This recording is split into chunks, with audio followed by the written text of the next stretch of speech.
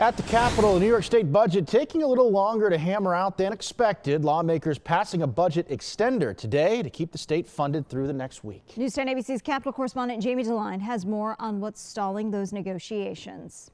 State budget is now due on April 4th, giving lawmakers and the governor more time to come to an agreement so they don't have to be in Albany over Easter weekend. It's a holiday weekend, but we've got work to do, and hopefully we can get this wrapped up next week. State lawmakers today passed a budget extender so state workers can continue to get paid. They also passed the debt services bill, which is typically the first budget bill to be voted on. This year was no different. New York will pay its full faith and credit to Wall Street, to the capital markets. And when people think of debt, unlike Washington, Albany, we don't borrow for operating expenses. So the debt we have are capital expenses, much like someone would take a home equity loan to build a garage.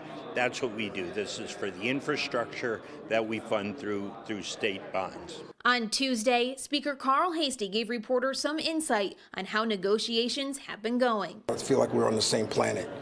I don't know if we're in the same country, in the same state yet, but we're at least on the same planet on what has to happen on all of the big items. One of those big items is education funding. The governor has proposed making changes to the formula that helps determine school aid. Both the Senate and Assembly rejected her proposal. On Wednesday, Senate Majority Leader Andrea Stewart-Cousins was asked where things stand. We continue again to talk about how to move forward as it relates to school funding and the importance of doing a study that will allow us, with updated data, to look at how we fund our schools prospectively. Lawmakers will be back in Albany for session on Tuesday. Reporting in Albany, I'm Jamie DeLine.